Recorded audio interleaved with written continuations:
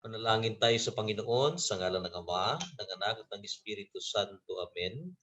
Mapagmahal naming Diyos, Yahweh El Shaddai, purihin ka at sambahin ngayong oras na ito. Pinasasalamatan ka namin sa biyaya ng buhay, ng kalusugan, ng kalakasan, ng mga pagkaing aming tinatanggap, ng pamilya na nasa maayos na kalagayan at hanap buhay na iyong ipinagkakaloob. Ganon din, Panginoong Jesus, maraming salamat sa iyong pag-iingat sa tuwi-tuwi na. Ang lahat ng ito ay biyaya mo. Sa kabila na kami po ay umaamin, marami kaming pagkukulang, pagkakasalang nagawa at patuloy na nagagawa sa aming pag-iisip, pananalita at mismong sa aming mga gawa. Ngayong oras na ito'y lumalapit kami at nagpapakumbaba sa iyong banal na harapan. Kami nawa ay biyayaan mo ng kapatawaran. Biyayaan mo kami ng iyong grasya, ng iyong habag. Inaamin namin, Panginoon, wala kaming magagawa sa aming sarili lamang. Kailangan ka namin sa aming buhay. At sa mga oras na ito, ako po'y dumadalangin. Nawa po ang biyaya ng iyong pagpapatawad mula sa iyong luklukang kalangitan ay sumaaming lahat, Panginoon, upang ang aming espiritu ay muling magkaroon ng sigla, magkaroon, Panginoon, ng lakas, magkaroon po, Panginoon, ng matibay na ugnayan sa iyo upang mas lalo kaming mapalapit sa iyo, Panginoon. At habang kami ay pinatatawad mo't ibinubus ang iyong pag-ibig at grasya sa aming lahat, aking panalangin, pagpalain mo ang oras na ito, pagpalain mo ang aking mga kapatid na narito ang aking kasama na magninilay ng iyong salita, tatanggap ng iyong salita. Pagpalain mo po ang bawat isa saan man siya nila naroroon. Nasa kanilang mga tahanan, abuti ng iyong kapangyarihan. Pagpalain ang oras na ito, pagpalain ang pagninilay namin ng iyong salita. Kami kausapin mo ngayong hapong ito. At akin pong inaangkin lahat ng kasama namin ngayon. Ito man ay sumasabay sila sa pamamagitan ng Facebook Live kung nasaan man sila naroon, pagpalain ng kanilang buhay. At aking inaangkin ngayong hapong ito, ikaw ay kikilos sa bawat isa sa amin. Kaya ikaw na po ang bahala at magpala sa oras na ito at sa aming lahat. Sa ngalan ng Ama, ng Anak at ng Espiritu Santo, purihin natin ang ating Panginoon.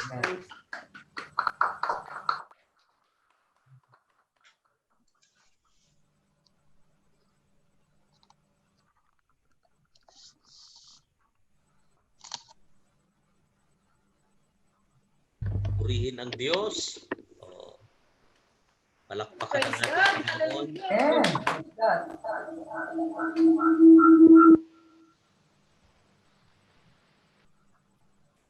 Okay, kala ko aawit kayo ng papuri.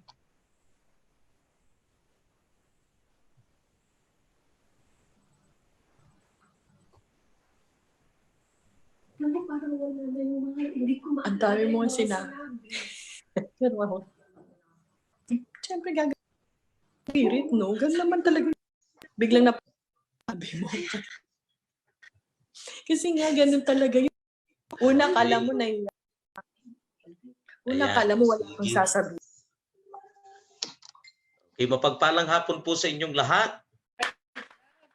Mapagpalang hapon po, Brother Ernie. Salamat sa ating Diyos at tayo muling nagkasama-sama ngayon pong hapon na ito. At yung ating mga kapatid, bago po kayo umupo, tayo muna ay bumasa ng salita ng ating Panginoon, ating pagninilayan sa oras na ito. At yan ay hahanguin natin. Ang ating pagninilayan ay tungkol sa buhay ni Elisha or Elisha, na ibig sabihin ng kanyang pangalan ay My God Saves. So, yan po ang ibig sabihin, My God Saves. At hanguin natin ang ating pagbasa sa 2 Kings chapter 6 verse 17. 2 Kings chapter 6 verse 17, and the Bible says, and Elisha prayed, open his eyes, Lord, so that he may see.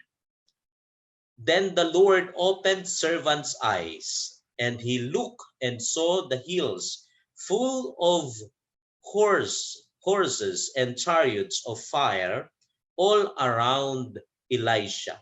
Sa atin pong sariling wikay, ganito ang nasusulat. At siya'y nanalangin, Yahweh, ibukas mo ang kanyang paningin. Dininig ni Yahweh ang kanyang dalangin at nakita ng katulong ni Eliseo na ang bundok ay punong-puno ng mga kabayo at karwahing apoy na nakapaligid sa kanila. Mga kapatid kong minamahal, ito po ang salita ng ating Diyos na buhay. Salamat sa Diyos. Minsan pa, purihin natin ang ating pong Panginoon, yung malakas na papuri sa ating Diyos. Yan, ibigay yung napakalakas na papuri sa Panginoon. Praise the Lord, praise the Lord. Isa, dalawa, tatlo, pwede nang maupo. Amen. Kumusta po kayong lahat? Thanks God. Thanks God! I am blessed, happy and prosperous talaga. Magaling Na, mayaman pa, matalino, matuwid, marangal, wagas ang pag-ibig, malaya, paginhawa, at matagumpay! Praise the Lord! Purihin ang Panginoon. Hallelujah. At tayo po ngayon sa aking palagay ay nasa 8 weeks na nasa kanya-kanyang mga tahanan at hindi basta-basta makalabas at hindi tayo makapagtipon. Kaya po medyo matagal na rin pero biyaya ni Yahweh El Shaddai, masasaya naman ang mga kapatiran natin. Ano? Okay, mga nakangiti, mukhang hindi naman nagugutom, mukhang pinoprovide naman ni Lord lahat. Yung iba, lalo pang siksik na siksik. Amen. Amen. Salamat sa ating Diyos at atin ding i-acknowledge sa presensya ng ating mga kapatid na nasa iba't ibang bansa. Kayo po ay kasama sa aming pong physical distance online prayer meeting. At lahat ng nakakapanood sa Facebook, nasa prayer meeting po tayo sa lugar ng Sharjah sa mga oras na ito. Alam niyo po ay maghapon na ako ay nasa gawain. Kaninang umaga, nasa Ras Al Khaimah at nasa Fujairah. Pagkatapos po niyan, after lunch, ako ay pumunta ng Oman. Namasyal tayo ng Oman at umattend ng CLSS. At habang nagsi-CLSS sa Oman ay nagpe-prayer meeting naman dito sa Abu Dhabi. At bago ako pumasok ay nasa Dubai po ako, mga kapatid. Kaya ang dami ko pong napuntahan. Ano?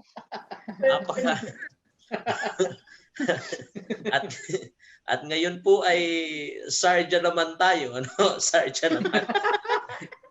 At pagkatapos natin dito, baka abutin pa natin yung Al-Ain, mga kapatid. Baka gusto nyo sumama, ano? So maghapon tayo, nasa gawain. Kaya biyaya ng ating Diyos talaga, ano? Kakaiba talaga si Yahweh El Shaddai. Laging gumagawa ng paraan para magkasama-sama. Ano po? Kaya ngayon pong oras na ito, tayo ay magnilay ng salita ng atin pong Panginoon. At sa atin pong pagbasa ay nababanggit yung isa sa pangyayari sa buhay ni Elisha or Elisha. No? Yung isa kasi ay Elijah, ito naman ay Elisha o Elisha. No? At ang sabi diyan, nanalangin siya na buksan ni Yahweh ang paningin noong kanya pong kasama. Ang tawag din ay katulong niya sa pagmimisyon. At ang pangalan niya ay si Jesse. No? Nanalangin siya kay Yahweh na buksan yung paningin. But sa likod niya, nung ating pagbasa, ay meron po diyang nangyari. At yan yung ating pagninilayan ngayon pong hapong ito. Sapagkat alam nyo, sa ating Panginoon, sa ganitong mga sitwasyon natin, siguro ang panalangin na ito na buksan ang paningin ay pwede ring panalangin nating lahat. Diba? Yung panalangin ni Elisha na, Panginoon, buksan mo ang paningin ng aking katulong na ito, ng aking kasama na ito. Siguro maganda panalangin din nating lahat. No? Buksan din ang paningin nating lahat para makita natin ang kabutihan sa kabila ng mga pangit na sitwasyon at pangyayari sa ating buhay, lalo tigit sa panahon ngayon. Kaya meron po akong unang tanong. Sa lahat ng mga nangyayari sa ating paligid, may nakikita pa po ba kayong mabuti? Amen. Amen. Parang yung amen po ninyo, alanganin na mga kapatid. Delay. hindi natin may enjoy ang buhay pag wala tayong nakitang mabuti sa mga sitwasyon na ating pinagdaraanan ngayon. Kaya nawa, turuan tayo ng Diyos ngayong hapong ito para makita natin kahit sa gitna ng pangit na pangyayari, meron pa rin po na kabutihan na naroroon man sa atin pong Panginoon. Amen po. Yan ang ating pag-usapan. Amen. Kilalanin muna natin sino ba si Elisha. Okay? Ito po man sa ating Panginoon. The prophet Elisha, the prophet who continued the efforts of Elijah in restoring proper worship. Okay? Ang mamaya makikita natin diyan sa aking paliwanag na si Elisha ay sinundan ni Elisha ay si Elijah. At sa panahon ni Elijah, ganun din ang tunggalian po Usapan din patungkol po sa tamang pagsamba sa Diyos. Kung sino talaga ang sasambahin, lalo na yung battle po ni Elijah sa sa mga prophet ni Baal. Makikita natin yan sa 1 Kings. Yun pong pangyayaring iyon. At dito po, pagkatapos ni Elijah, pumasok si Elisha at yun pa rin ang gusto ni Yahweh, ang pinapagawa ni Yahweh kay Elisha. Kung ano ang ginawa ni Elijah. Elisha's work serves as a model in teaching righteousness and faith. Yan.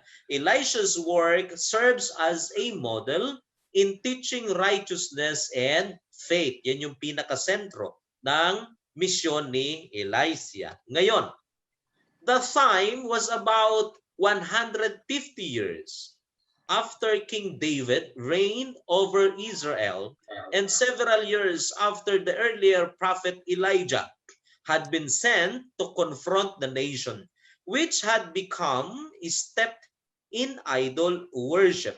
After being humbled by severe drought and famine, Israel was on the path of returning to true worship. Yan. So, after na mamatay si David, sa ating Panginoon, sabi sa kasaysayan, 150 years, marami ng hari na nagpalit-palit, and dumating ang prophet na ito. Okay? Yung paglitaw ni Elijah, gayon din si Elisha, sa ating Panginoon. Tingnan natin. Elisha was an Old Testament prophet who lived around 800 BC. Okay, BC, before Christ era. A time when God involved himself in a very direct way with the people and the leadership of ancient Israel. Around this period, God sent at least 30 prophets between the northern kingdom of Israel and the southern kingdom of Judah in an effort to turn their citizens away from idolatry and other sins. Noon, ang mga tagapagsalita ni Yahweh ay mga prophets. At dahil sa division after Solomon ng kingdom, meron sa northern kingdom at sa southern kingdom. Sa northern kingdom ay nandun ang pinakasentro, ang Israel. At sa southern kingdom ay ang Judah. At sa mga lugar na ito, meron si Yahweh mga prophet na isinugo o isinusugo para magsalita sa kanila ng tungkol ng gustong sabihin ni Yahweh sa kanyang bayan. Kaya tingnan nyo po, kahit nung mga panahong iyon may mga missionary na. At ang tawag sa mga misyonary nung panahon yun ay mga prophets, no? At ngayon naman ang tawag sa mga misyonary mga preachers, mga disciples, ano? Yan. So kahit noong panahon, nung panahon niyon, meron na din pong tagapangaral ng salita ng Diyos. Now, Elijah was divinely directed by God. Okay? Yan. Elijah was divinely directed by God to seek his successor, and Elijah found Elisha out in the field. Okay, out in the field, flowing on his paliitin ko lang ang aking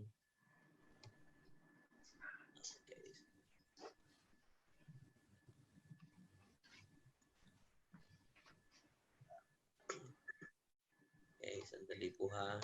Ayan, no?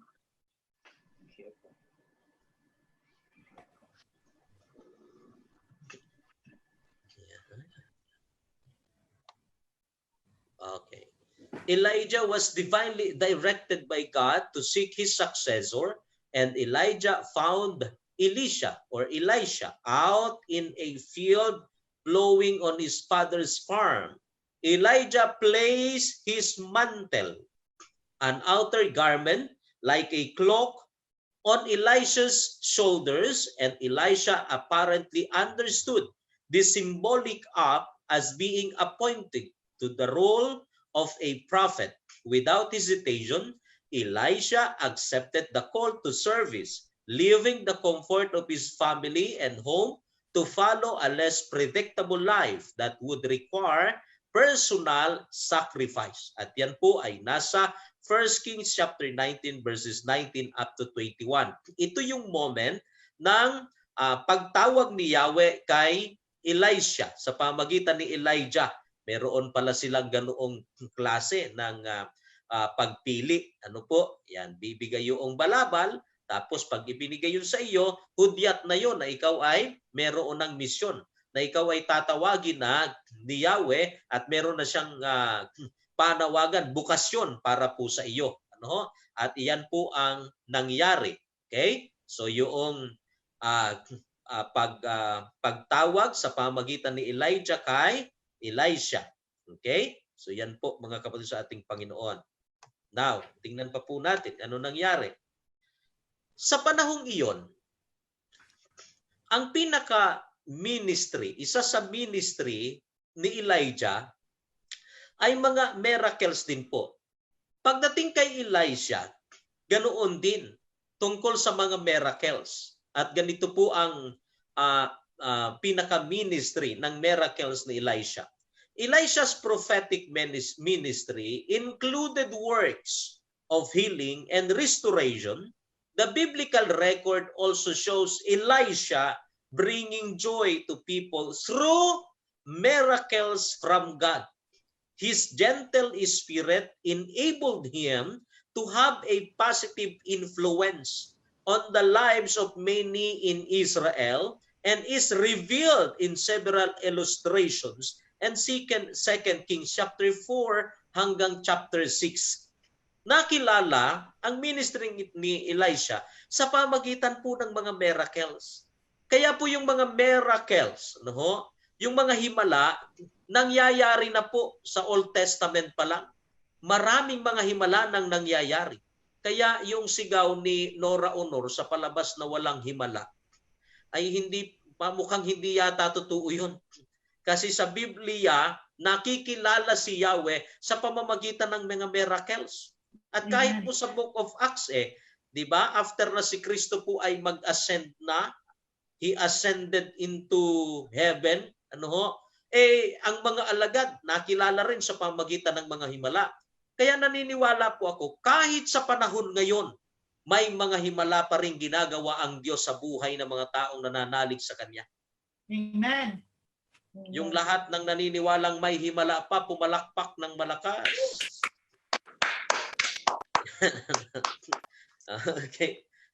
Okay. So, ang Diyos daw kasi hindi po nagbabago . Ang Diyos daw ay Alpha and Omega, di ba? Simula at wakas. Ang Diyos ay mananatiling Diyos habang panahon. Kaya dapat tayong maniwala na kahit sa panahon ngayon, merong himalang pwedeng gawin ang ating Diyos. Now, tingnan natin. Ang isa sa himala na nangyari ay ito. Healing a spring of water near Jericho. Okay ha? Nung si Prophet Elisha ay nandun sa may Jericho, meron daw po dong ilog sa ating Panginoon na malapit sa lugar na yon. At yung ilog na yon sa ating Panginoon ay bukod sa marumi, mabaho, hindi po pwedeng inumin kasi nakamamatay.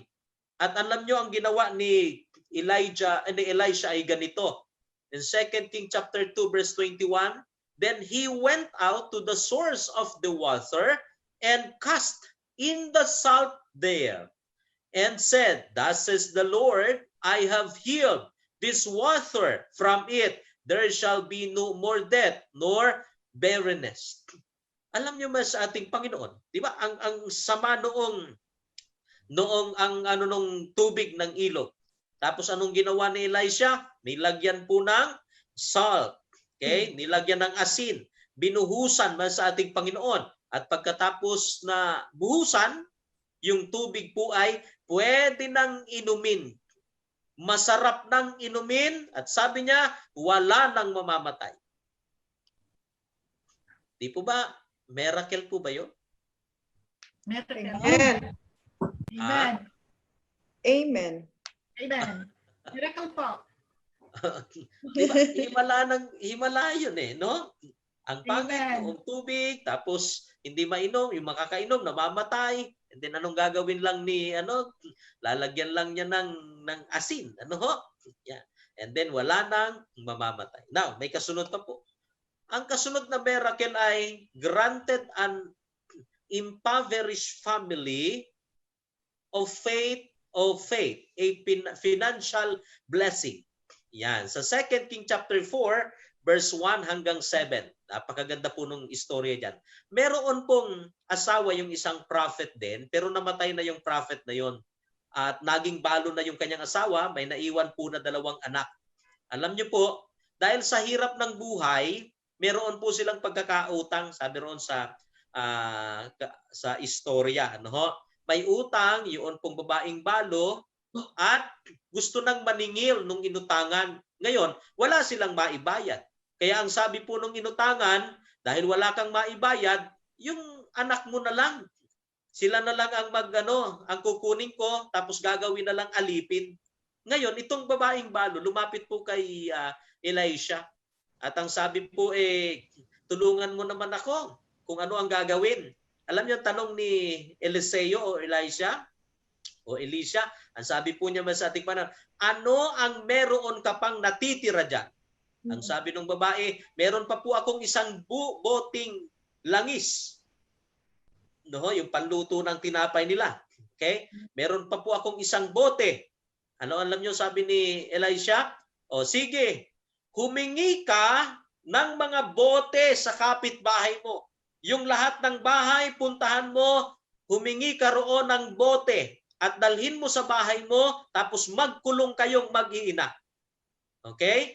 Tapos ang gawin mo, isasalin mo yung langis doon sa bote. Yung nagmumula doon sa isang bote na meron siya. At ganun nga ang ginawa, mga kapatid. Tingnan nyo po. Sabi rito ay, napakaganda. Sabi diyan man sa ating Panginoon, when all the jars were full, she said to her son, bring me another one. But he replied, there is not a jar left. Then the oil stopped flowing. Na-imagine po ninyo, humingi siya ng maraming mga bote sa kapitbahay. Tapos dinala sa bahay nila, nagkulong sila doon sa bahay. Tapos ano po ang ginawa? Sinali niya sa mga boteng iyon, yung natitira niyang langis doon sa kanyang lalagyan. Nalagyan ang lahat.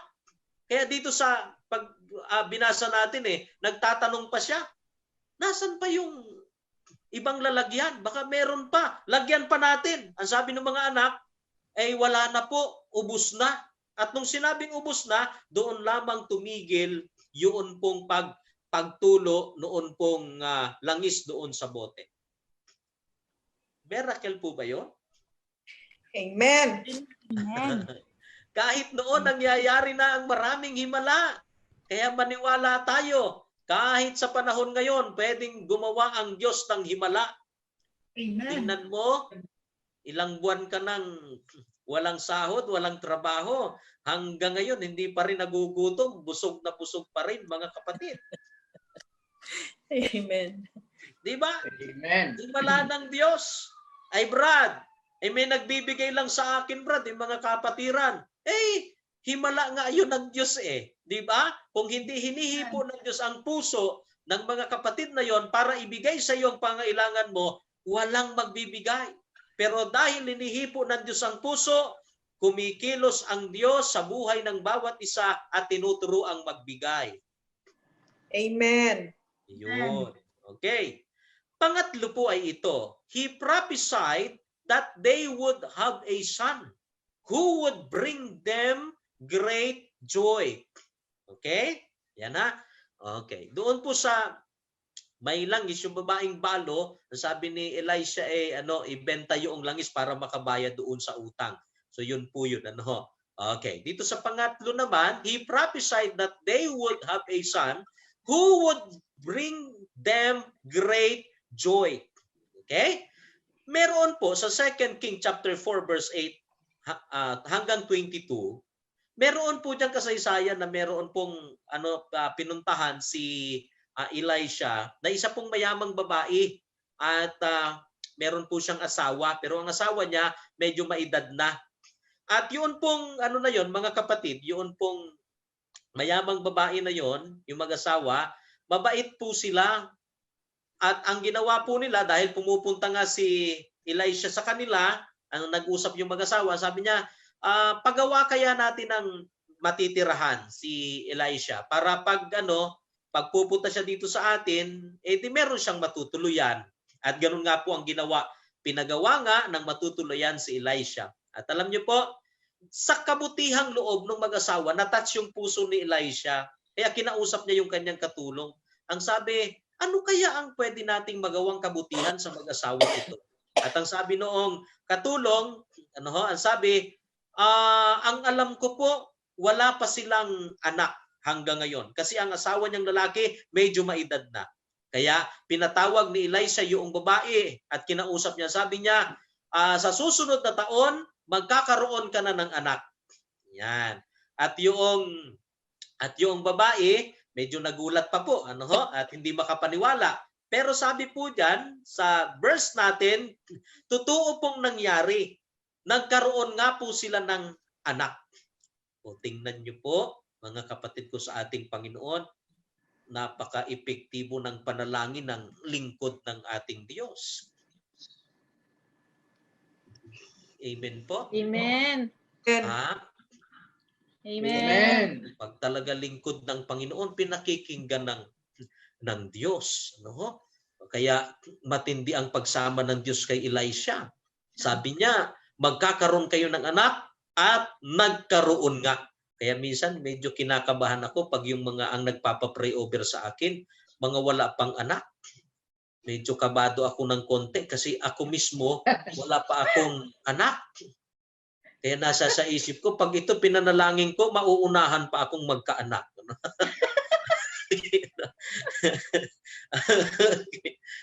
Answered prayer nga, mga kausati, nagkaroon ng anak. Pero alam niyo, nagkaroon po ng problema. Elisha prayed, pang-apat na miracle, Elisha prayed and God raised the boy from the dead. Doon po sa 2 King chapter 4, verse 23 hanggang 37, habang nasa bukid yung mag-ama, sumakit po ng matindi yung ulo noong anak. At alam nyo, iniuwi, dinala doon sa bahay, at alam nyo, namatay po yung kanilang anak. At ang ginawa noong babae, inilagay doon sa kwarto ni Elisha. At yung babae, tumakbo kay Elisha ngayon. At ang sabi niya, yun nga ang nangyari. Nasa alanganing sitwasyon yung anak. Kaya inutusan niya yung kanyang katulong ni Elisha, okay, sige, dalhin mo itong tungkot at ipatong mo sa kanya at mabubuhay. Habang sila ay naglalakad, papunta doon sa nauna yung kanyang katulong at ganun nga ang ginawa. Pero walang nangyari, mga kapatid, walang nangyari. Kaya po, bumalik yung katulong habang naglalakad si Elisha at yung babae patungo doon sa tahanan at ang sabi ng katulong, hindi po nabuhay yung bata. Kaya anong ginawa ni Elisha? Pumasok doon sa kanyang kwarto, doon sa kanyang tinutuluyan at ipinanalangin yung bata. Meron po siyang ginawa pa yung kanyang mukha, idinikit doon sa mukha ng bata, dinadamdam niya kung nang mainit na ba yung bata, meron siyang mga ginawang ganon. At sa panalangin ni Elisha, muling nabuhay yung bata. Parang hindi kayo masaya. Praise God. Miracle po yun, mga kapatid. Kahit patay noong mga panahong iyon, nabubuhay. Kaya nung panahon ng Panginoong Jesus, yung mayroong patay roon, na binuhay ang Panginoong Jesus, nangyayari po yun, mga kapatid. Yun nga lamang ngayon, pag mayroong patay akong pinagsisilbihan, nagbibigay ng panalangin, ay minsan ay alanganin po yung isip ko mismo kung mabuhay. Kasi po, yung mga patay ngayon, iniimbalsa mo na, mga kapatid.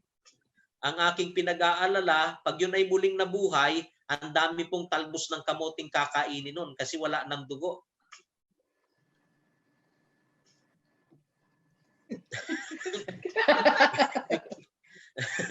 Kakain na marami.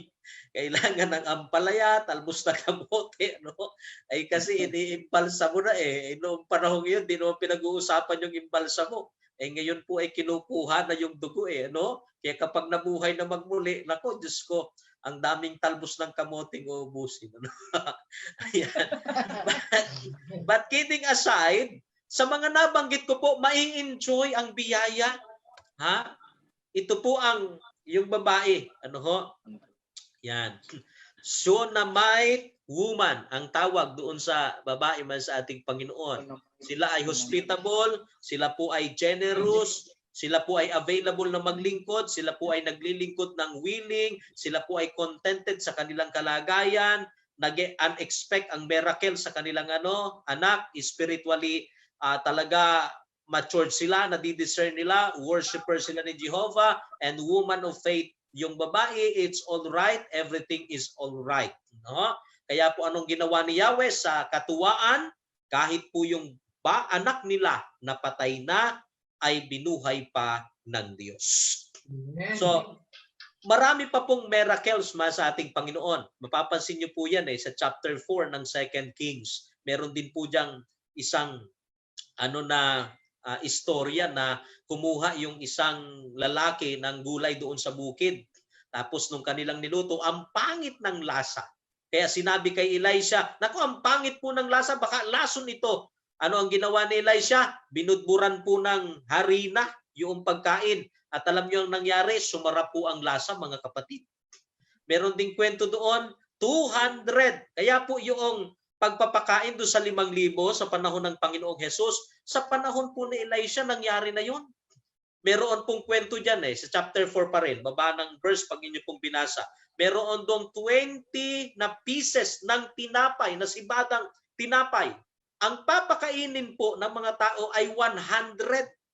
Pero ang piraso lang ng tinapay, 20 lang. Paano magkakasa yun? 20 sa 100.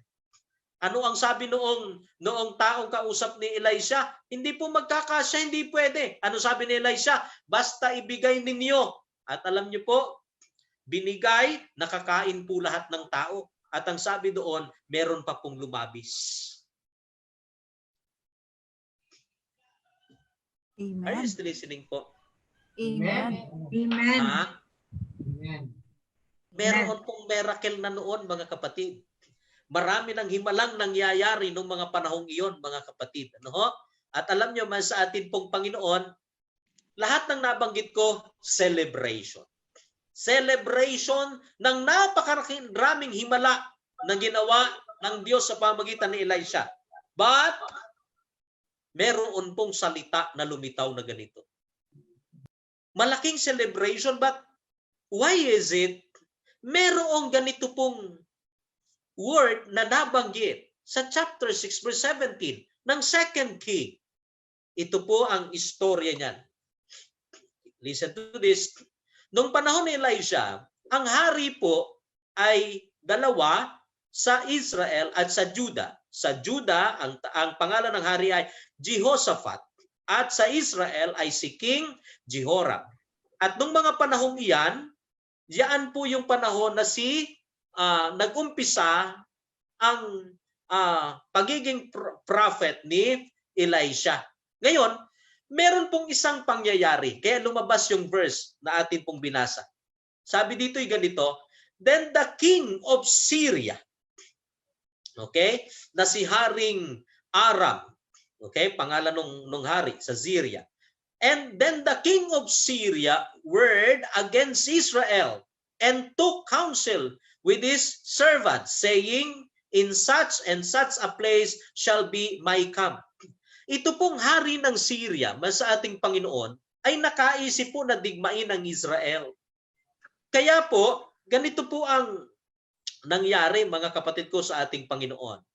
Tingnan niyo po when the king of Aram or King Aram was waging war against Israel, he conferred with his servants, my camp will be at such a place. Pumili siya ng lugar na doon sila magkakampo. Titipunin ang kanyang mga sundalo para digmain ang Israel.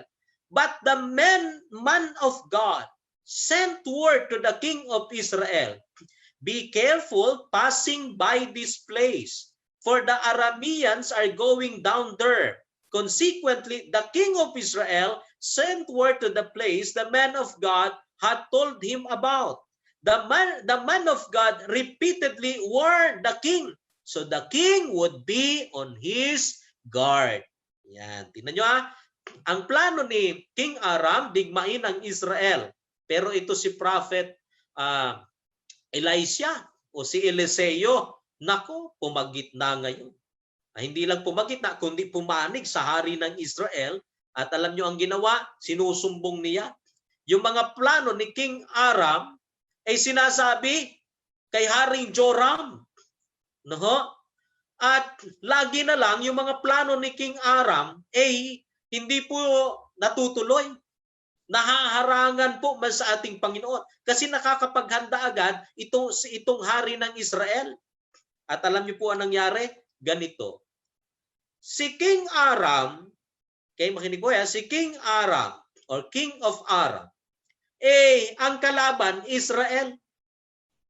Pero dito, hindi na po ang kalaban niya yung Israel Ang kalaban niya na ay yung taong pakiaram ng pakiaram. Nakikialam. Pakialam. Pakialam ng pakialam. Nakikialam. Ang kalaban ni King Aram ay yung taong pakiaram ng pakiaram. na si Elisha. Kaya ang sentro na po, makikita nyo sa susunod. Ano? Sabi diyan, God protects Elisha sa pakikiaram ng pakikiaram from the Arameans.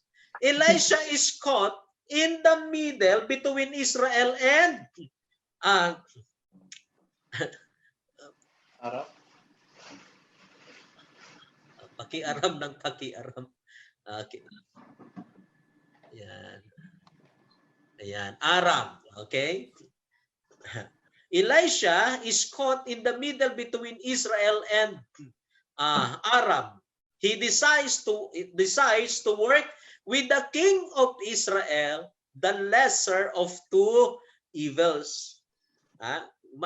Alam nyo, sa kasaysayan kasi, hindi lahat ng tumayong hari ng Israel ay matuwid. Hindi lahat ng tumayong hari ng Israel ay katanggap-tanggap ang ginagawa. Merong mga masasama din na naging hari po At ang sabi diyan, ang kinampihan ni Elisha ay lesser evil. Okay? The king of Aram is angered at Elisha's involvement. Okay?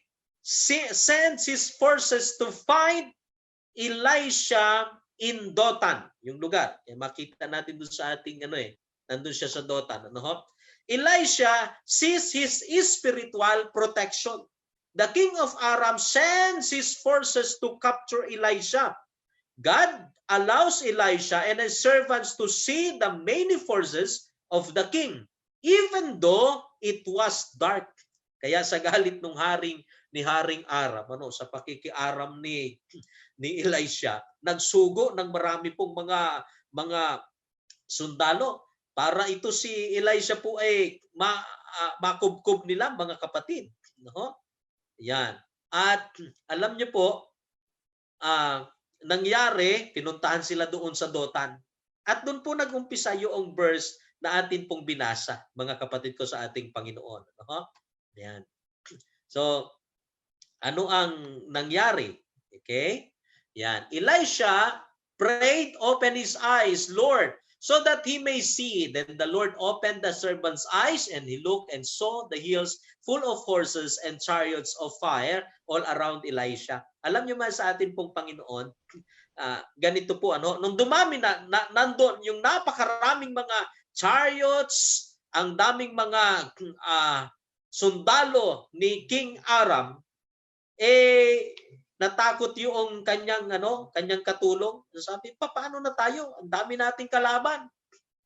Ang sabi ni Elisha sa kanya, ay huwag ka mag-alala, mas marami tayo kaysa sa kanila. Yun pong katulong hindi makita Tingnan niyo po sa ating Panginoon. May nakikita si Elisha na hindi nakikita nung kanyang katulong. Are you still listening, mga kapatid? Amen. May nakikita si Elisha na hindi nakikita nung katulong. Na masabi niya, huwag ka mag-alala. Mas marami tayo kaysa kanila. At ang sabi po rito sa ating Panginoon, noong nanalangin si Elisha, nabuksan yung paningin nung kanyang katulong at nakita niya, napakarami nga na pinadala si Yahweh na chariots of fire. At naroon ang mga sundalo ng Diyos. Dito po tayo mag-umpisa ng ating pagninilay. Are you still listening? Amen. Ito, warning sa bawat isa sa atin sa side noong katulong ni Elisha. Ang dami ng miracles na nakita. Nandoon na, kasama ni Elisha. Pero yung punto na to, meron pa rin siyang hindi nakita. Ibig sabihin ba sa ating Panginoon, kahit minsan matagal na tayo sa gawain, napakarami ng himala na nakita natin, may mga pagkakataon, merong kilos ang Diyos na hindi pa rin natin nakikita. Yung may mga katabi, sabihin mo sa katabi mo, naway makita mo. Naway makita mo. Naway makita mo. Naway makita nating lahat sa tuwi-tuwi na ang pagkilos ng ating Diyos. Sapagkat may mga pagkakataon, may mga ginagawa ang Diyos na hindi natin nakikita. Sabi diyan, ng prayer ni Elisha, open his eyes, Lord. Open his eyes, Lord. Yan ang panalangin ni Elisha sa kanyang kasama. But how? Kaya doon sa dulo, merong tanong. Listen to this. Sa present nating situation, ito ang kalimitang tanong. Is there any good behind COVID-19? Meron pa bang mabuti sa likod ng pandemic na ito? Sa likod ng nangyayaring ito, may nanititira pa bang kabutihan? Ang pinag-uusapan natin ay good sa ating Panginoon. Bibigyan ko po kayo ng ilang nakita ko na kabutihan. Sa present situation, listen to this. Una pong good, we learn to live without malls, gyms, fast food, work, and other worldly things. Yung work, exempted sa worldly things po yun. Di po ba? Dahil sa virus, nagsara ang mga malls, pati mga fast foods, gyms, and other na mga ano natin, pati trabaho nga nagsara din. Tingnan niyo po, nung mawala yan, natuto tayong mabuhay ng, pwede pala tayong mabuhay na walang mall. Amen. Amen. Amen. Amen. Ha? Amen. Pwede palang mabuhay kahit hindi kumain sa labas, mga kapatid. Amen. Kahit sa loob lang, pwede palang mabuhay. Ano po? Amen. Pakisabi nga doon sa katabi mo, pwede palang mabuhay ng ano, nasa loob lang ng bahay. Hindi pa lang mabuhay sa loob ng bahay.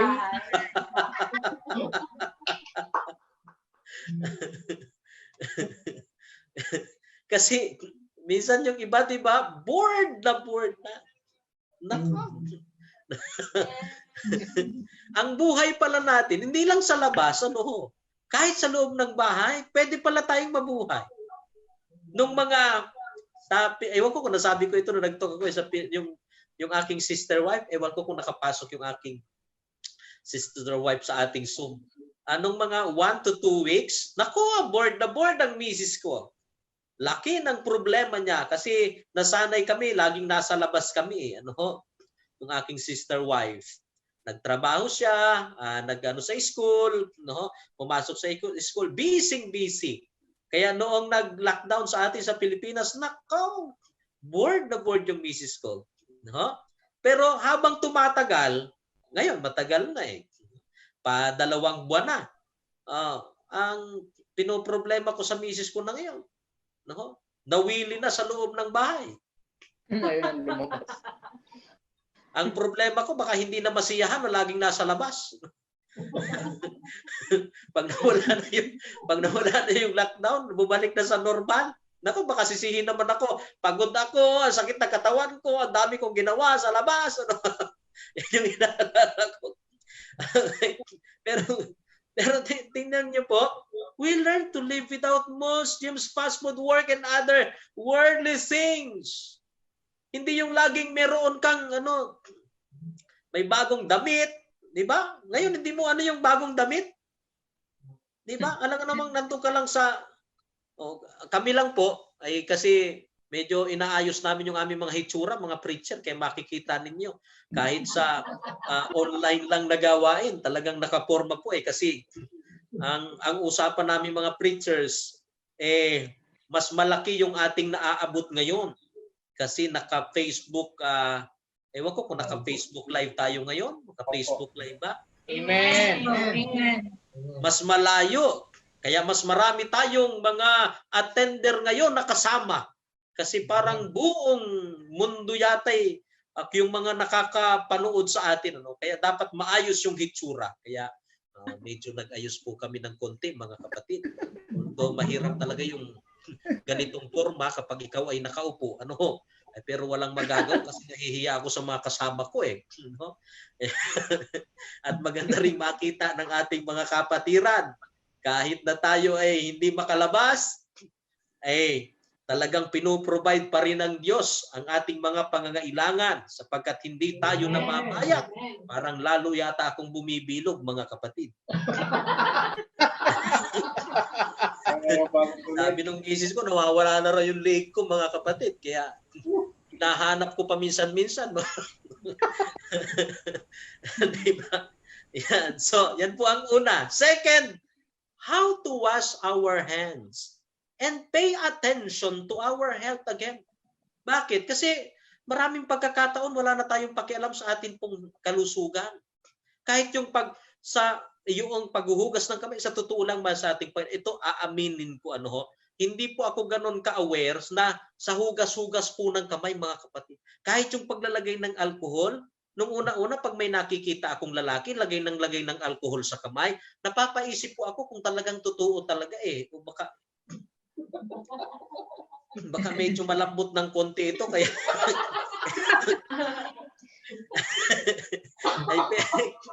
pero ngayon wala na po akong magagawa kahit makita ng iba basta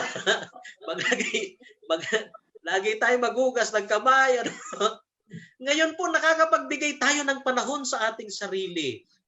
'Di ba? Yung para sa ating kalusugan, umiinom na tayo ng mga vitamins ngayon, kumakain ng pagkaing tama, natututo ng uminom ng mga lemon juice. Dati ayaw natin mga Coca-Cola, pero dahil sa takot sa COVID, nagle-lemon na rin mga kapatid. No?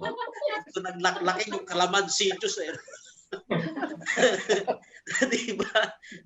Nakakatulong yan. We are aware. Nung una-una, kahit paus ka na, wala kang pakialam doon sa lalamunan mo, nagrereklamo na eh. Pero ngayon, konting pakiramdam sa lalamunan, Diyos ko, magagargle ka na agad ng maligamgam na tubig na may asin. Di ba? Aware na tayo eh. Di po ba? Natututo tayo. Alagaan ang ating sarili. And then, di ba?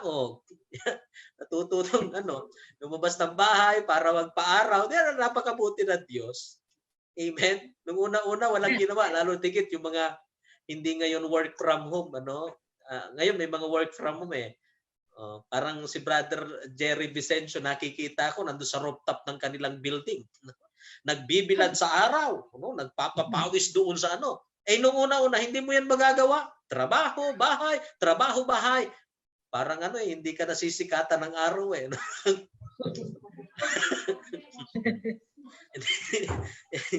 Parang pelikula ni hindi ka na sinisikatan ng araw. Hindi ka nasisikatan ng araw. Pero ngayon nagagawa po 'yun mga sa ating Panginoon. Okay? Nagiging aware tayo. Pangatlo, how to be selfless. Helping others even if it means risking our own lives. Nakikita po ninyo ngayon?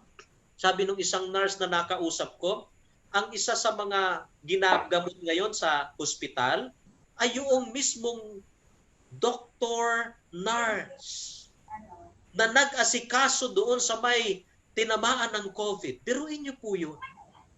Talagang makikita mo ngayon yung selfless na pagtulong doon sa kapwa.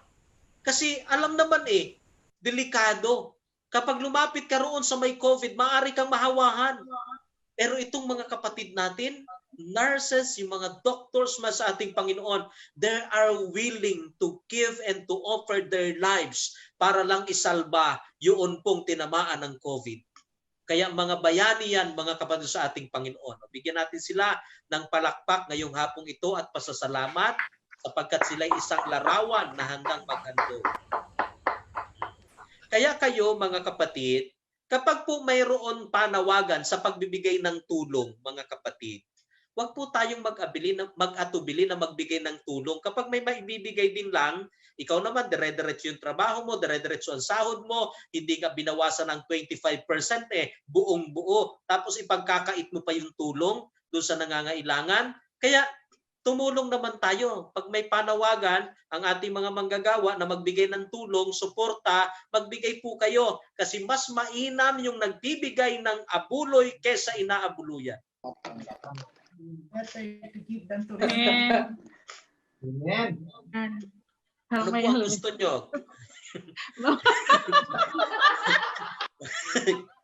Di ba? Gusto ko mapabuhay. Bigay ka na lang ng tulong kasi diba? Sa abuloy. Ginamit ko lang yung salitang abuloy para medyo takot-takot tayo ng konti. Pero mas mainam na yung ikaw magbigay ng abuloy kaysa ikay abuluyan. Di ba? Kaya yun po, ha? Yan. Sa mga simpleng paraan, magbigay po tayo ng tulong. Pang-apat, to be united because for the 100 years, the whole human race is fighting as one. Natuto po ang ating mundong ibabaw ngayon, ang ating daigdig. Nakita ko parang lumiit ang ating mundo sa panahon ngayon.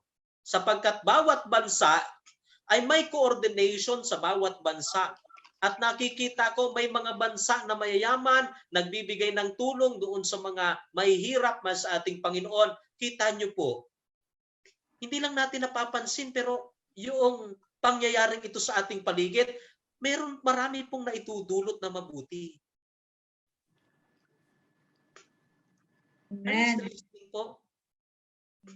Ha? We are not Amen. talking about war. We are not talking about mga pananakop. But we are talking about fighting this pandemic. Mga bansa, ang kanilang prinsipyo ngayon, hindi kalabanin ng ibang bansa, kundi paano labanan ang pandemic na ito na nasa ating paligid. Diba? Mabuti po yun. Number 5, leaders took charge of their nations and took care of its people.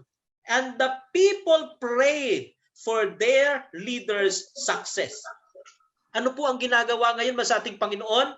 Nakikita ang pagkilos noong mga leaders. Yung mga namumuno, walang masyadong balita kahit sa ating bansang Pilipinas, mga mayor nagtatago, madalang.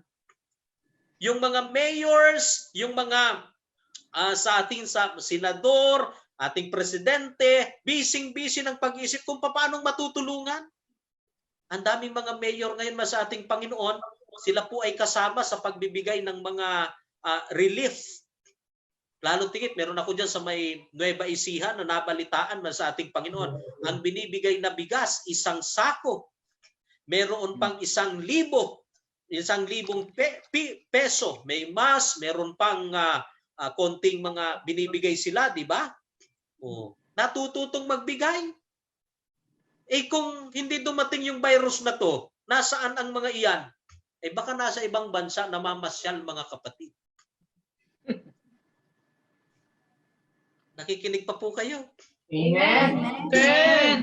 Hindi natin basta-basta makita ang mga iyan, yung mga leaders natin. Nasaan ba? Pag pumunta ka ng munisipyo, ay nako, ay nandoon sa ibang bansa namasyal.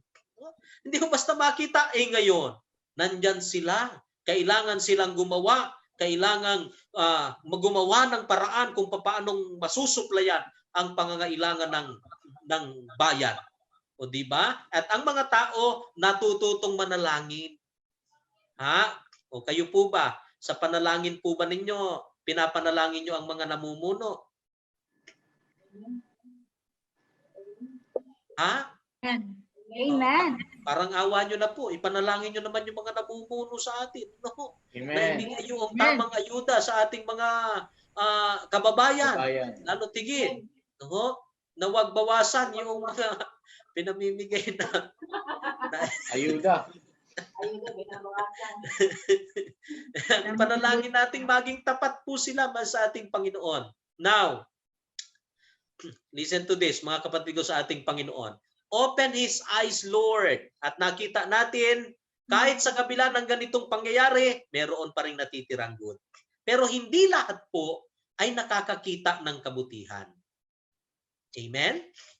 Hindi lahat ay nakikita yan. Kaya, baguhin natin yung panalangin na, open His eyes, Lord. Gawin nating, open my eyes, Lord. Open my eyes, Lord. Buksan mo po ang aking paningin para makita ko ang mabuti sa gitna ng mga pangit na pangyayari. But how? Papaanong bubuksan? Ito po ang ating mga sagot. Sa panahon po ng Panginoong Jesus, in John chapter 12, verse 40, ganito po sa pagkakasulat. He has blinded their eyes and hardened their heart, lest they see with their eyes and understand with their heart and turn and I would heal them. Ano sabi po dyan sa Tagalog? Kasi binulag ang kanilang paningin. Kaya hindi sila makakita. Pinatigas ang kanilang puso. Kaya konti lang ang kanilang nakikita. Kaya hindi sila makakita sapagkat sarado ang kanilang mga mata. Sino po ang tinutukoy na nagsarado doon? Na sinarado ng kasamaan. Nakikinig pa po kayo? Amen. Amen. Kapag may hindi tayo nakikita na ginagawa ng Diyos, ibig sabihin nun, may bumubulag sa atin. May gumagawa ng paraan para bulagin tayo Kaya dapat maging aware tayo dyan man sa ating Panginoon. Sinabi na yan ni Kristo, meron talagang bulag. May mga hindi nakikita, may hindi nakakakita. Kaya dapat makita natin. Now, ito ang una. Open my eyes, Lord. Paanong bubuksan? Una, humble yourself to God. Pakiulit nga po. Humble yourself to God. Yan. Humble. Yung how, yung unang salita ay H, at yung H ay humble. Kailangan nating magpakumbaba. Makinig po kayo.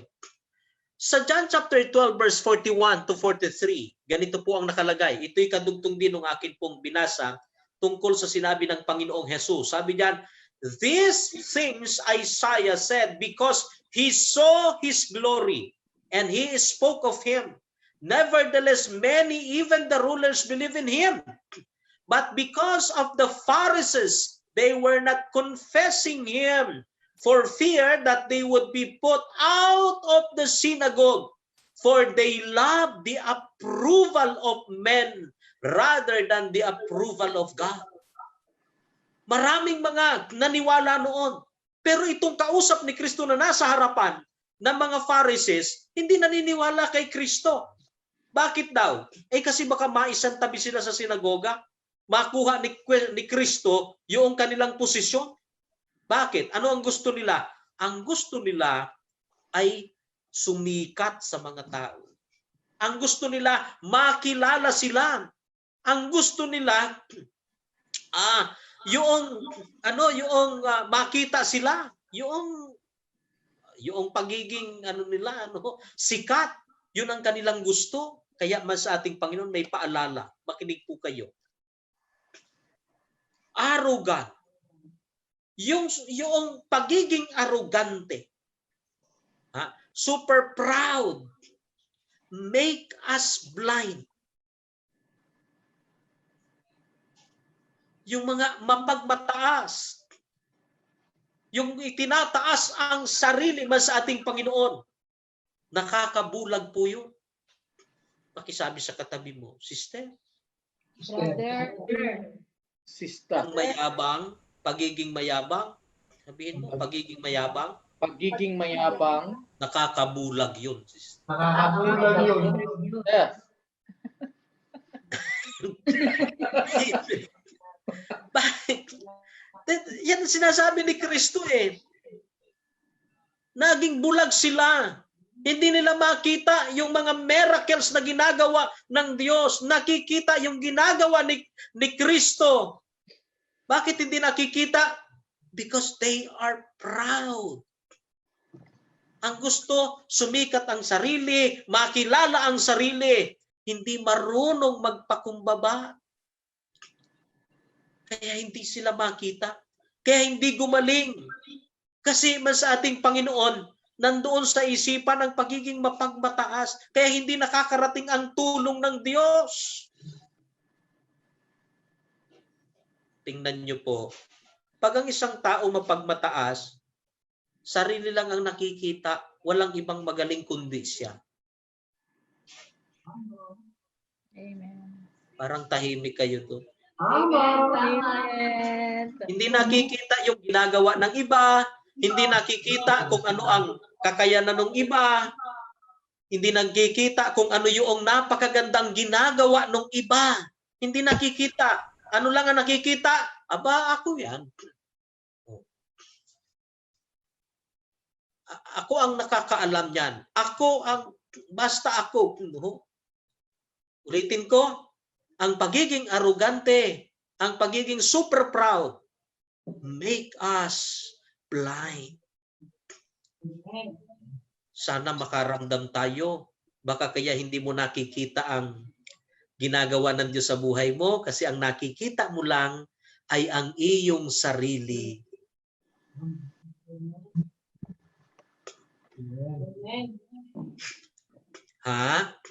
Hindi natin makikita ang kilos ng Diyos kung ang titingnan lang natin ay ang ating sarili lang. Tama? Okay. So now, listen to this. Sabi po sa Matthew 6 verse 22 to 23 is this. Listen mga kapatid ko sa ating Panginoon. Sabi riyan, your eye is the lamp that provides light for your body. Ang mata, ang pinakailaw na nagbibigay ng liwanag sa buong katawan. When your eye is good, your body, your whole body is filled with light. Pag ang iyong mata mabuti, maayos, makikita mo ang buong liwanag ng iyong katawan. But when your eye is bad, your whole body is filled with darkness. And if the light you think you have is actually darkness, how deep that darkness is. Kapag ang ating paningin ay mabuti, makikita natin ang liwanag. Pero kung ang paningin natin ay masama, ang tanging makikita natin ay dilim. At kung nandoon ka na sa dilim, lalo pang didilim yun, mga kapatid. Are you still listening? Amen. Nasa dilim ka na, ang mata mo masama pa. Wala kang ibang makikita kundi kadiliman. Kaya alam nyo sa ating Panginoon, di ba? Salamat na lang sa Diyos kasi binuksan ng Diyos ang ating paningin na meron pong pag-asa.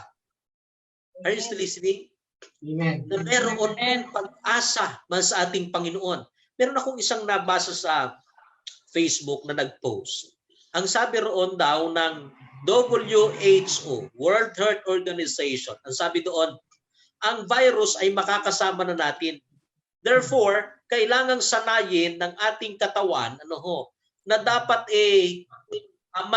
parang masanay na, ma-immune na yung ating katawan sa virus. Nakikinig po kayo? Amen. Amen. Parang may immune na yung ating pong katawan. Kapag napakinggan yan ng walang pagkapaniwala sa Diyos, wala nang ibang maiisip kundi matakot. Matatakot ka na kasi iisipin mo, bawat hawak mo doon sa bagay na nandun sa tabi mo, may virus. Nakikinig po kayo? Amen. Tingnan yung hitsura natin ngayon. Kahit ako umaamin ako minsan may pagka-paranoid na tayo. Ngayon po, parang ayaw ko meron akong kaakbay, merong hahawak sa akin, merong tatabi sa akin, parang ayaw ko mga kapatid sa ating Panginoon. Kaya minsan parang paranoid tayo. Pag nakita natin yung tao, hindi na nakikita yung virus Parang yung tao na ang virus, mga kapatid. Amen. Totoo. Ha? Salamat naman, may nagsasabing hindi totoo. pero minsan paranoid tayo, di ba? Minsan pumunta ako dyan sa Alwada pagpasok ko doon sa loob, pagpasok ko sa loob, naku, Diyos ko, ingat na ingat ako, baka merong makatabi ako, mga sa ating Panginoon. Naku, Diyos ko, baka ito may virus. Kaya ang tingin na natin sa tao ngayon, virus na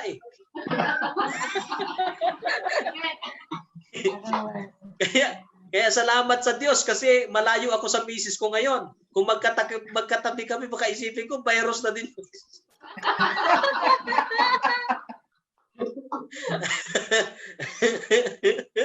Mabuti na lang si Brother Milton hindi naiisip virus si Sister Pinky.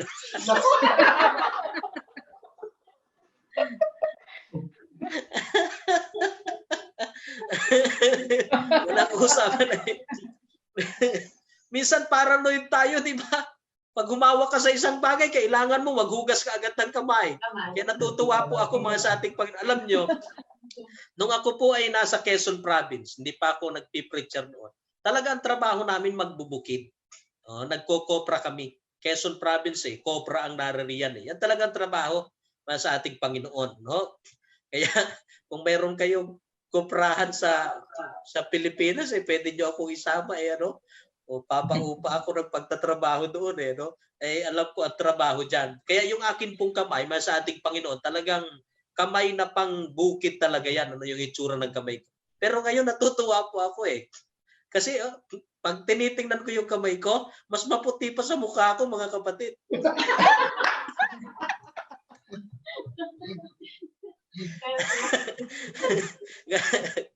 Kasi mas madalas kong hugasan yung kamay ko kaysa sa mukha ko.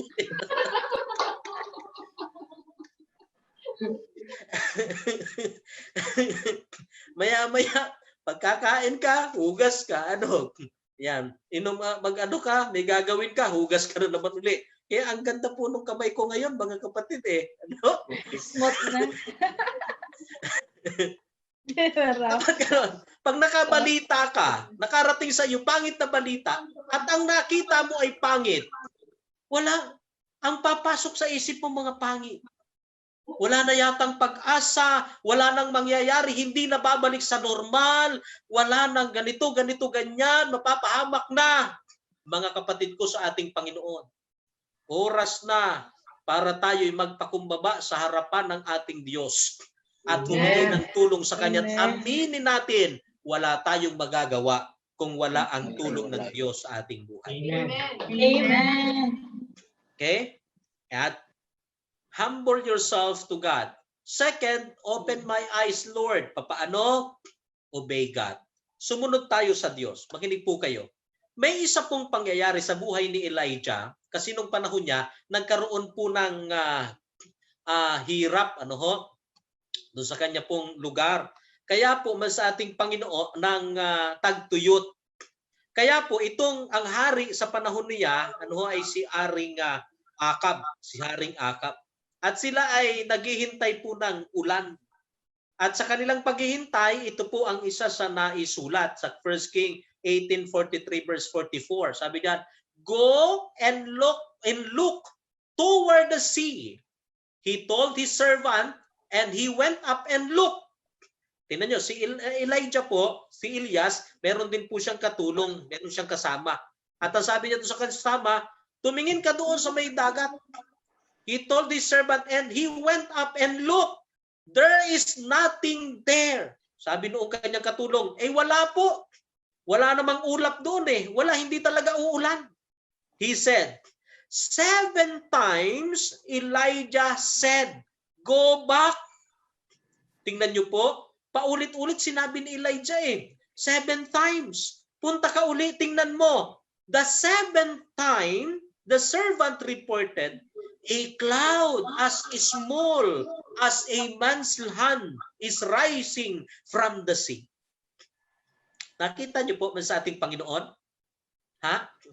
Obey God. Sundin mo ang sinasabi ng Diyos. Huwag kang basta-basta susuko. Diba? 7 times po Yung ikapito, doon po nakita niya yung kaliit ng kamay na ulap. Pero hindi po nagreklamo yung katulong Diba? Hindi sinabi ng katulong kay Elijah, nako, paulit-ulit na lang po yan. Pinapupuntan nyo ako, wala naman ako nakikita, ulit-ulit. Hindi po hindi ganon. Kundi 7 times. Kung may distant, yung pinanggalingan at doon dagat, lalakarin ng katulong papunta doon sa dagat. 7 times pabalik-balik. Are you still listening po? Amen. 7 times pabalik-balik. 6 na beses wala siyang nakikita. Pero hindi po siya nagreklamo. Hindi niya sinabing, wala. Hindi ko talaga makita Wala talaga po, wala. Naka5 beses na ako hindi ko talaga makita. Ang mahirap sa atin, kaya minsan wala tayong makita at hindi tayo magkaroon ng kita kasi maaga hindi tayo marunong sumunod. Pag-isabi sa katabi mo, kaya wala ka minsan kinikita. Kaya wala ka minsan kinikita. Hindi ka sumusunod. Sumusunod. Anong ginagawa natin? Ang gusto, minsan ganun tayo Kaya hindi natin makita yung mga ginagawa ng Diyos minsan. Kasi ang gusto natin yung gusto nating gawin lang. Yung ipinagagawa ng Diyos, hindi natin ginagawa. Kaya hindi natin makita ang ginagawa ng Diyos. Tingnan nyo. Kahanga-hanga yung katulong ni Elijah, hindi po tumigil. Listen to this. Obey God. Because through obedience, nagiging malaya tayo. It frees us from being blind. Sa pagsunod, tayo po ay nagiging nawawala sa ating pagiging bulag. Ha? Pag sumusunod tayo, mawawala yung pagiging bulag natin, makakakita tayo, makinig po kayo. Ang sabi po sa Proverbs chapter 23 verse 26 ay ganito, My son, give me your heart and let your eyes observe my ways. Aking anak, okay? Yung puso mo, ibigay mo sa akin. At yung mata mo, ay hayaan mo na mabuksan at obserbahan, makita yung aking mga ginagawa. Amen. Are you still listening po? Amen. Amen. Kaya minsan hindi natin makita kasi hindi natin tinitingnan eh. Hindi tayo marunong magmasid doon sa ipinakikita ng Diyos. Yung mga halimbawa na ipinagagawa ng Diyos, ayaw nating sundin.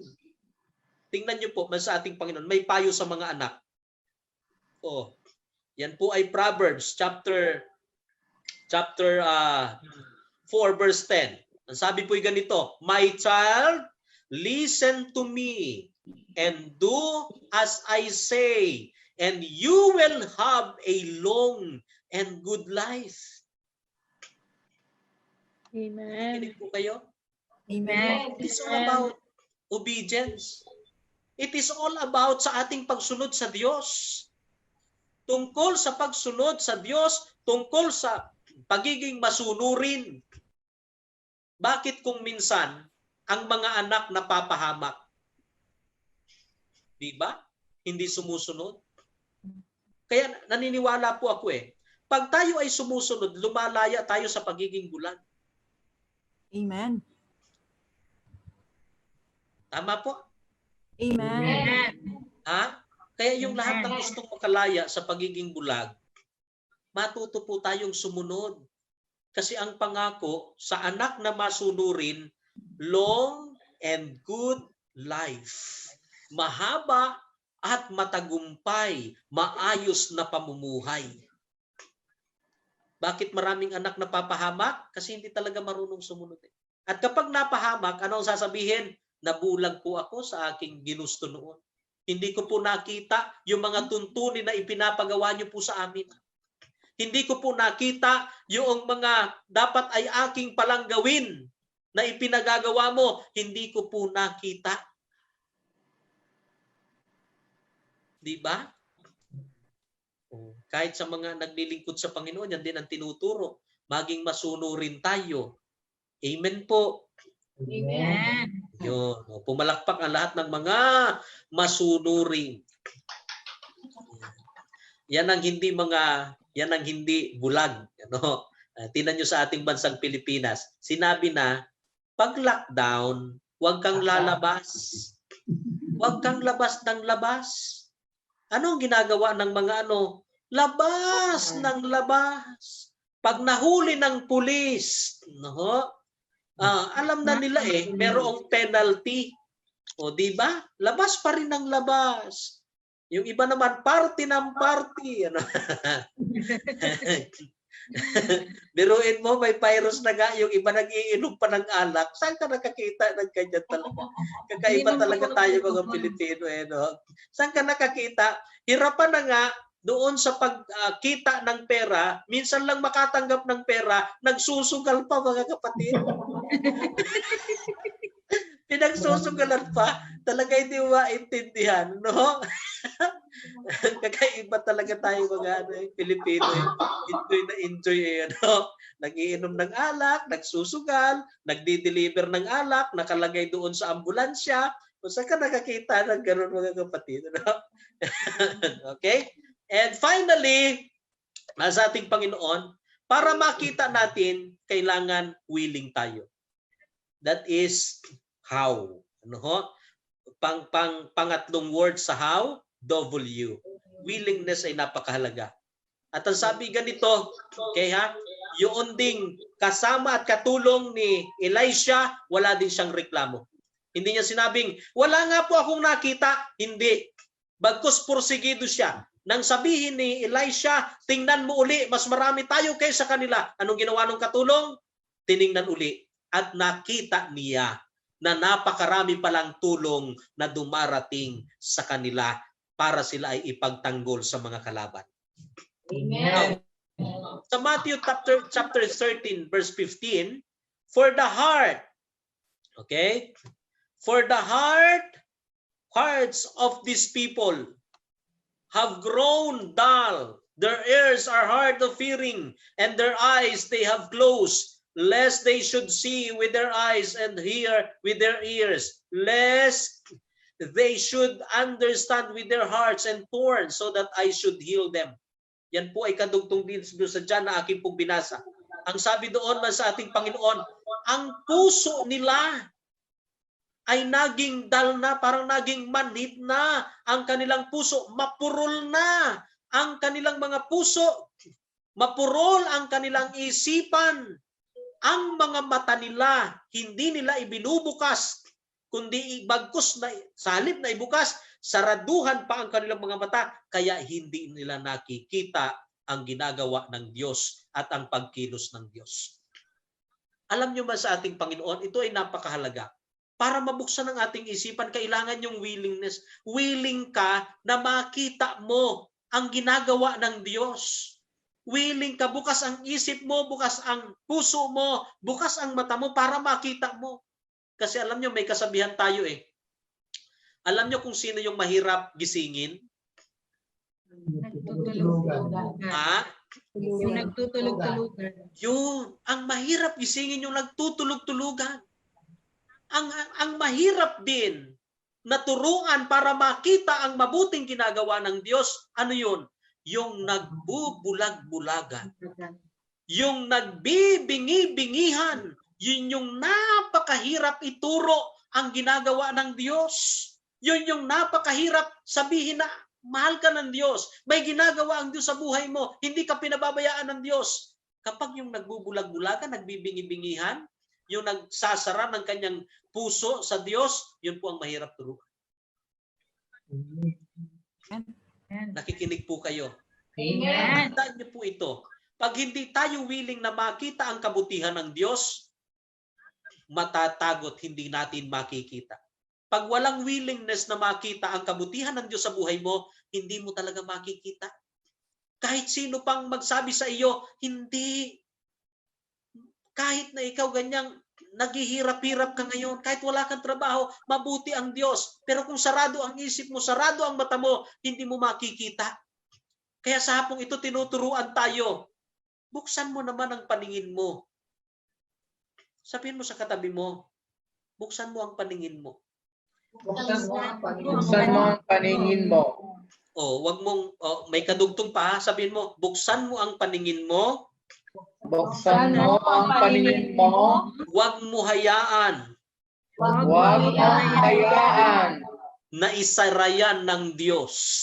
na isarayan ng Diyos.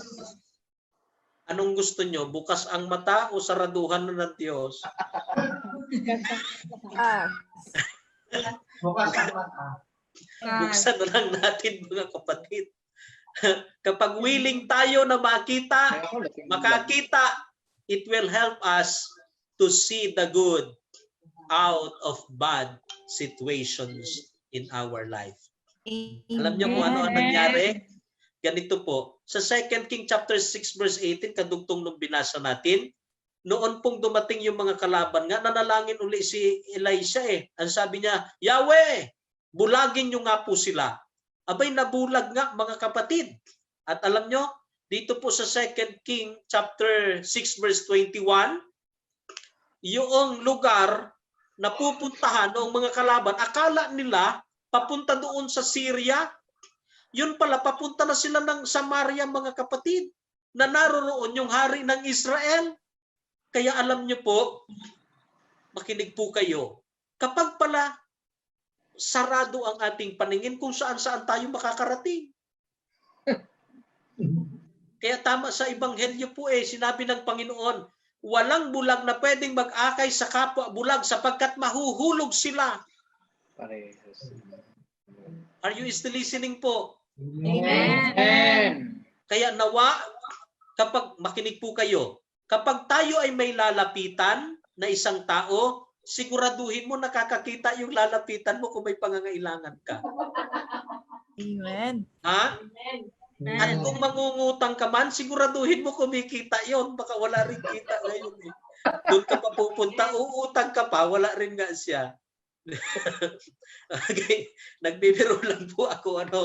But be sure, tayong mga nilalapitan, makinig po kayo mga kasating Panginoon ha, tayong mga nilalapitan, nawa, bukas ang ating mga mata. Biruin mo yung lalapit sa iyo, magpapakamatay na dahil sa matinding problema, tapos ikaw na nilapitan, nag-iisip ka rin magpakamatay. Hindi parehas na kayong magpapakamatay, walang mangyayaring maganda. Nakikinig po kayo. Amen. Yung lumapit sa iyo, nagdududa na sa Diyos, ikaw rin pala nagdududa ka sa Diyos. Duda plus duda. Duda squared. Dudang-duda na yun mga kapatid. Kaya po nawa natulungan tayo sa ating pagninilay ngayon pong hapong ito. Amen. Willingness.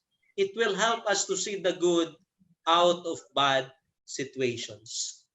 Open my eyes, Lord. That is our prayer today. Open my eyes, Lord. Open my eyes. How? We need to humble ourselves to God. Second, we need to obey God. And third, kailangan maging willing tayo mga kapatid. Willingness is necessary for us to see the goodness of God. Amen po. Amen. Sa hapon pong ito, tayo ay mananalangin and we are going to pray. Nabuksan ng Diyos ang ating pong ang ating puso, ang ating mga mata para makita natin ang kabutihan ng ating pong Diyos. At bago ako manalangin, aawit tayo ng isang awitin na patungkol sa ating kalagayan sa panahon ngayon. And we are going to pray about the nanawa ang Diyos po ay kumilos, buksan ang ating pong paningin para makita natin ang kabutihan sa kabila ng pangit na sitwasyon sa ating paligid. Excuse me po. Now, pagnilayan po natin na baka kaya hindi natin nakikita hindi na tayo nakakakita ng mabuti, baka nagiging proud na tayo. Baka hindi na tayo marunong sumunod. At baka nagsara na tayo ng isip ng ating mga mata tungkol sa kabutihan ng Diyos. Ang Diyos po, kahit anong sitwasyon, magiging mabuti ang Diyos. Ang Diyos, kahit anong mangyari sa ating paligid, hindi mawawala ang kanyang pagka-Diyos. Hindi po mawawala at hindi matatanggal ang Diyos sa kanyang pagka-Diyos. Kahit po pangit ang sitwasyon, Diyos pa rin siya. Kahit anong tampo natin sa Kanya, Diyos pa rin siya. Kaya sa halip na kung ano ang isipin natin, manalangin tayo sa Diyos. Panginoon, buksan mo po ang isipan ko, ang puso ko, ang aking paningin para makita ko ang iyong kabutihan. Para makita ko ang kagandahan ng iyong plano. Para makita ko ang iyong pagka-Diyos sa aking buhay. Yan ang ating ipanalangin ngayong oras na ito, mga kapatid.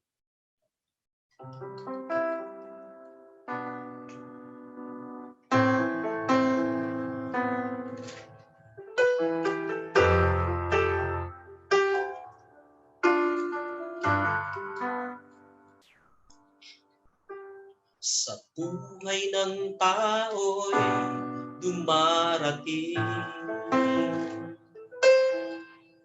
pangyayari na di ko akalain.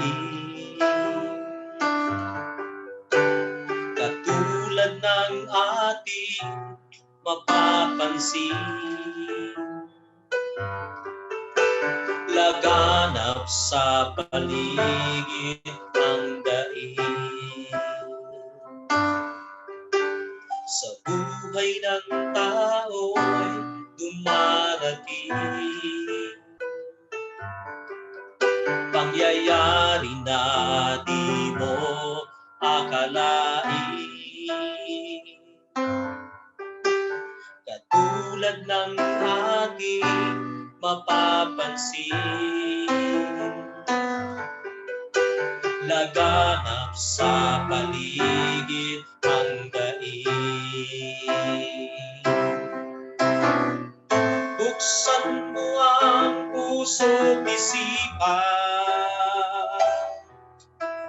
si Jesus lamang ang katutunan. Tanging siya lang ang tunangan, tutugon sa iyong inaasahan. Tao'y di magkasundo-sundo, dahil lang hangad ay pansarili nito.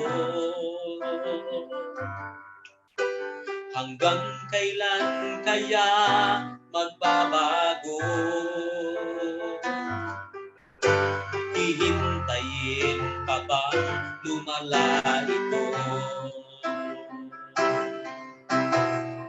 Buksan mo ang puso't isipan,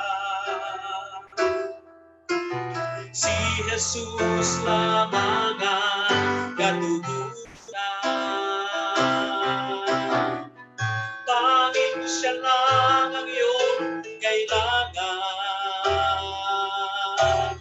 tutugon sa iyong inaasahan. Buksan mo ang puso't isipan, si Jesus lamang ang katutunan. Tanging siya lang ang iyong kailangan, tutugon sa iyong inaasahan. Buksan mo ang puso't isipan, si Jesus lamang ang katutunan. Tanging siya lang ang iyong kailangan, tutugon sa iyong inaasahan. Buksan mo ang puso't isipan, si Jesus lamang ang katutunan. Tanging siya lang ang iyong kailangan, tutugon sa iyong inaasahan. Yan ang ating dapat idalangin ngayong hapong ito. Tulungan tayo ng Diyos na buksan ang ating puso, buksan ang ating isipan, buksan ang ating paningin, upang makita natin ang kabutihan ng Diyos. Kapatid kong minamahal, gaano man kapangit ang nakikita natin sa ating paligid, mananatiling mabuti ang Diyos. Ano man ang nakikita natin sa ating paligid na hindi natin gusto, mananatili ang pagka-Diyos ng Diyos. Hindi naman siya bababa ng kanyang posisyon.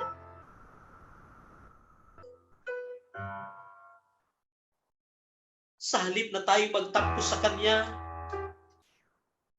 sa halip na tayo maraming tanong sa Kanya,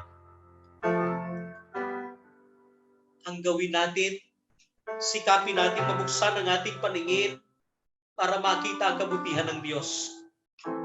Sapagkat dapat tayong maniwala, ang Diyos ay mananatiling mabuti sa lahat ng panahon, sa lahat ng oras. Sa oras na ito, Yahweh El Shaddai, marami pong salamat.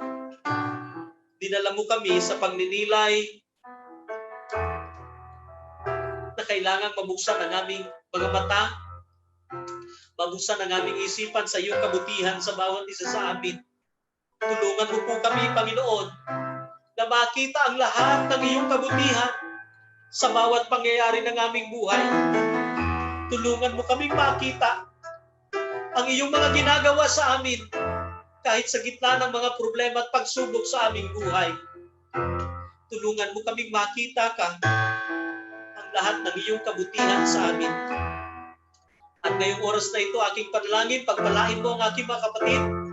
Naniniwala ako at nananampalataya, hindi mo kami pababayaan sapagkat mabuti kang Diyos. Pagpalain mo ang lahat ng mga manggagawa sa Sarda, ang coordinator, assistant, secretary, lahat ng mga awit mo, marunugtog, lahat po, Panginoong Jesus, ng tumugon ngayong hapong ito, aking panalangin, pagpalain mo ang buhay ng bawat isa. Nananalig kami, Panginoon, habang nakikita namin ang kabutihan mo at ang iyong katapatan. Hindi po kami mapapahamak. Bagkus patuloy mong patutunayan na kasama ka namin, Panginoon, at hindi mo kami iniiwan. Pagpalain mo ang aming kasamang council ng Sarda. Pagpalain mo ang kanyang buhay. At inaangkin ko po ngayong hapong ito sa ngalan ni Jesus. Kung ang aking mga kapatid ay may prayer request, meron pong isinulat silang mga kahilingan, I pray, tugunin mo po ang lahat ng kanilang kahilingan. And we declare ngayong hapong ito, lahat po kami ay answered prayer na. Lahat kami ay magaling na kung may nararamdaman sa katawan.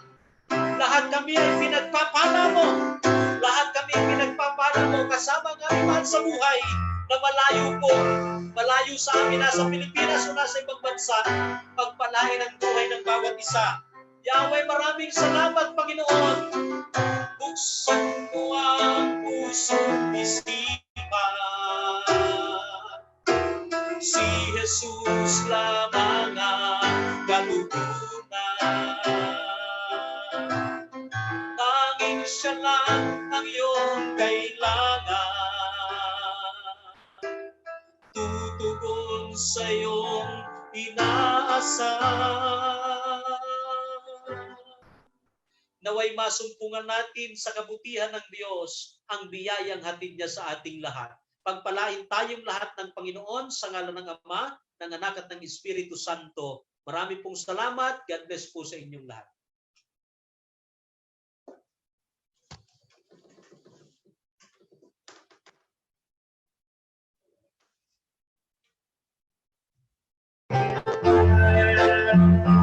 With a grateful heart, give thanks to the Holy One. Give thanks because it's given Jesus Christ is strong. Give thanks with a grateful heart, give thanks to the Holy One. Give thanks because even Jesus Christ is strong. And now let the weak say I am strong. Let the poor say I am rich because of what the Lord has done for us. Give